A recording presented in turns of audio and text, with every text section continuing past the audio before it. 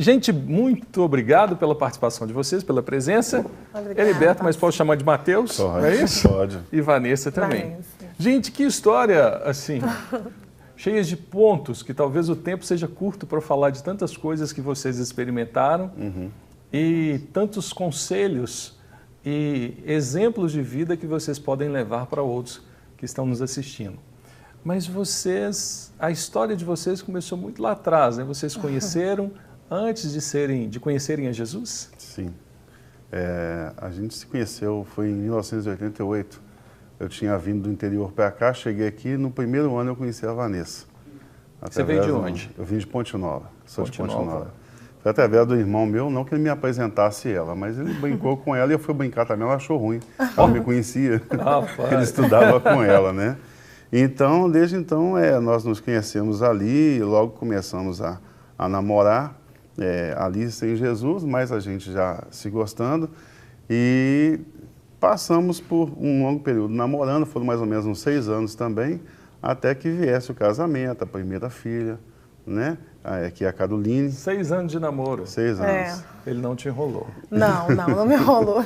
E depois foi mais 6 anos de casamento e depois 6 anos de divórcio. Rapaz, esses 6... E hoje está 10 anos já, Amém. depois de Jesus. De restauração. Não tem 6 mais. Saímos dos 6.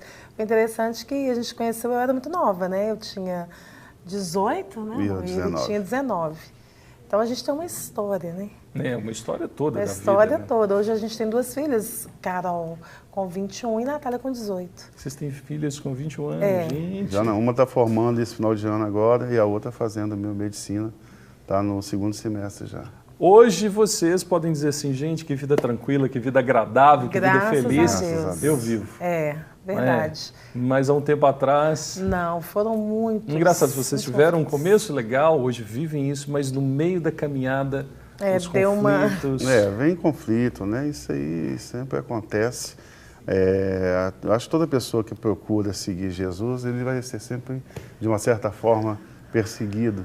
Né? Eu não digo nem pelas pessoas, mas aquilo que está no reino espiritual, vamos dizer assim, né? que faz os ataques todos, que não deixa a gente ficar, não quer deixar a gente ficar em paz, né? Na verdade. A gente vive, na verdade, numa prisão e quando a porta se fecha, a gente vê que é tarde demais. Né? Então, graças a Deus, não foi tarde para mim, nem para a Vanessa. Verdade. Isso é até uma frase de um filme que saiu agora há pouco, Deus não está morto. Eu assisti esse filme fantástico. Isso. Que todos podem ver, um incentivo também, indico também. Então a gente aprende muito. Todo dia a gente aprende um pouquinho, né? Mas com Jesus... Agora, né? Em alguns momentos aqui, lendo a história de vocês, eu vi algo interessante. Que em alguns momentos não sabia nem de onde era o conflito. Né, Vanessa? Não, na verdade, quando a gente divorciou... Vocês chegaram a divorciar? Chegamos a divorciar. Então, vocês casaram novamente? Casamos novamente. Olha, para quem assiste a gente, acha que é o fim. Não existe fim em casamento. Não existe fim. Assim, quando a gente divorciou, né, as pessoas que nos conheciam acharam assim, gente, vocês divorciaram, a gente era muito unido, né? Então, não tem mais casamento, assim, porque as pessoas viam a gente como referência, mesmo não estando na religião que nós estamos hoje, né? Seguindo Jesus. Que a gente não tinha, né? Eu tinha uma outra religião, ele também. E então, assim, esse divórcio para nós foi o que o mundo fala. Não está dando certo? Separa. Mas a gente não tinha nenhum motivo real para separar. Para separar. Aquelas, foi traição, foi não. O que você está dizendo, Vanessa, é muito importante porque no senso comum que a gente percebe, as pessoas não querem carregar fardos ou discutir a relação, ou conversar sobre conflitos. Em alguns momentos, tem um ditado que é terrível para mim, que mostra o que uma cultura pós-moderna, que quer fazer o próprio eu ser feliz e viver para si mesmo e não para Deus nem para o próximo, ensina para a gente. O importante é você ser feliz. Se o Mateus não te faz feliz, então vai embora. É verdade. E é basicamente esses os pensamentos e os conselhos que vieram nessa época. Não, assim, Eu estava com as duas pequenas, né? As meninas muito Elas pequenas. tinham quantos anos? 6 anos, né? Natália, Carol devia ter, elas são diferentes de 3 anos, Carol... 6, 7. Os filhos sofrem, né? Sofreram muito. Porque Carolina, na verdade, virou a nossa porta-voz. A Carolina mais velha, ela era mais velha, né? Passou a garota de recado. Assim. Eu já vivi isso na minha casa. Fala pro seu pai isso, responde pra sua mãe isso. É uma das coisas mais terríveis. Mas ela sofreu mais com essa consequência do que a mais nova. Porque ela, na verdade, ele ligava e eu falava, não, Carolina, fala com seu pai isso, para não conversar com ele.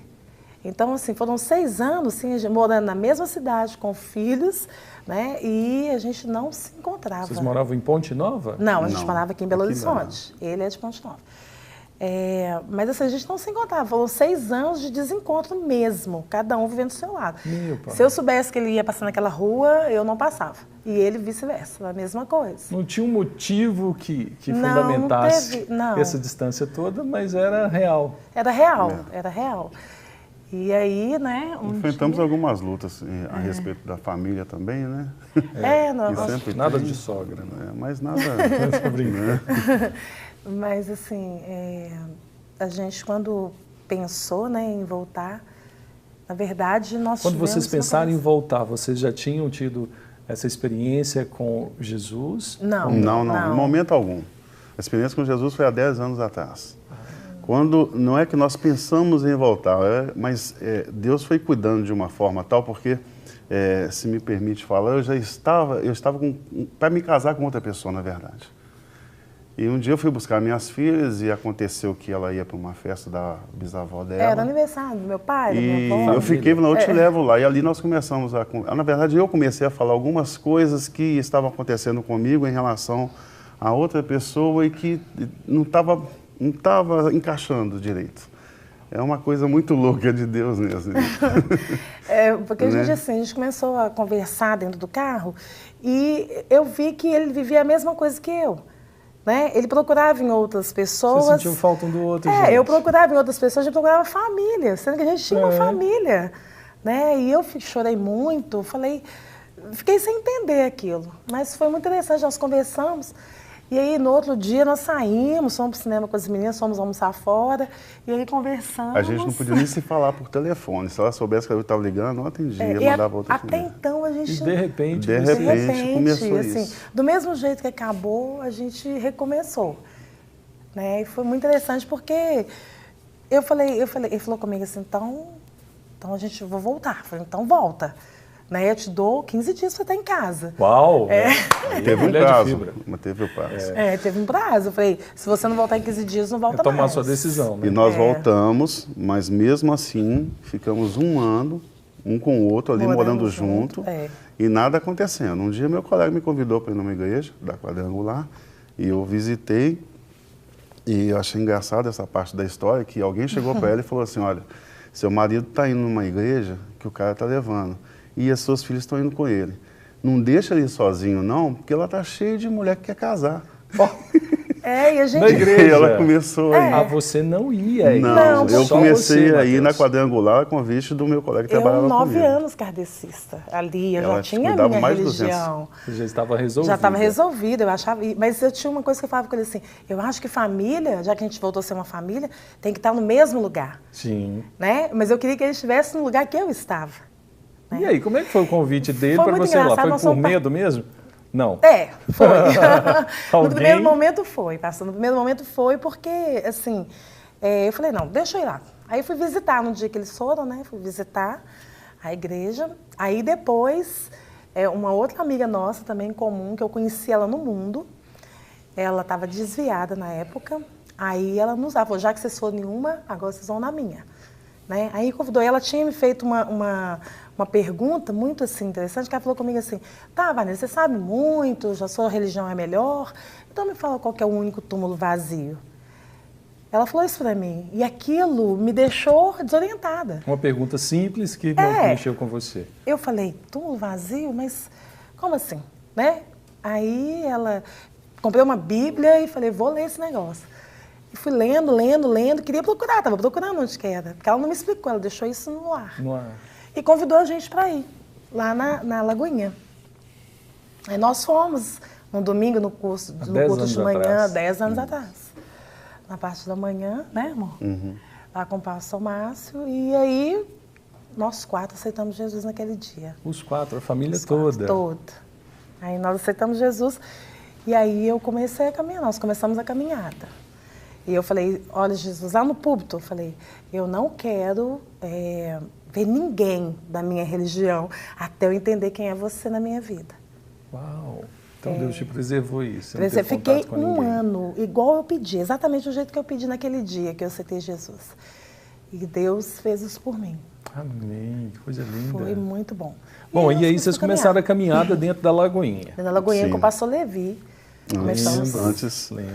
Antes a gente sentiu um acesso de dificuldade no meio de 40 mil pessoas naquela época, hoje são mais, de fazer alguma coisa, que a gente via pessoas aceitando Jesus, mas assim, é muita gente e ainda falta gente para cuidar. Então a gente já tem essa questão de liderança, tanto eu quanto ela. A gente já tem isso tudo. Então eu procurei logo o capacete, que é o pastor Wagner. Sei. E nós iniciamos ali com ele. Só que era muita criança e eu falei assim, olha, eu não sei se eu dou conta disso aqui não. Era quando o Wagner e dali nós fomos para o pastor Levi, e o pastor Levi ouviu a nossa história, o nosso testemunho, e precisava de um casal para cuidar do pessoal ali do Eliezer na época, né? Mas antes disso, nós fomos conversar com o pastor Márcio e ele falou, então vocês vão... a gente fez o batismo, a escola para batismo, né? Aquelas 12 lições. Aí casamos. Vocês estavam divorciados? Estava divorciado, morando junto há um ano. Aí casamos. Pastor Márcio falou, então, o Levi vai cuidar de vocês. Aí o pastor Levi fez o nosso casamento lá no Salão Esperança. Junto com o pessoal do Eliezer. Junto com o pessoal do Eliezer. Aí começamos a trabalhar ali, depois ele foi embora. Hoje, graças a Deus, foram 17, hoje tem 12 casais que, desde aquela época, estão casados, com filhos. Que a gente era líder deles, de célula. Que nós lideramos ali em Lagoinha e foi bênção. Foi um padrinho dos 12 casamentos. Foi só um milagre acontecendo, né? Nós nos casamos sem condição nenhuma. Não tínhamos nada. Não tenho vergonha de dizer que a igreja pagou o cartório pra gente. Ela estava desempregada. E a partir daí a vida começou a mudar, né? Foi mudando. Jesus deu assim... Nossa! Deu o pontapé e... Não, sem ele, realmente, não nada seria possível. O que está acontecendo hoje, a situação de hoje...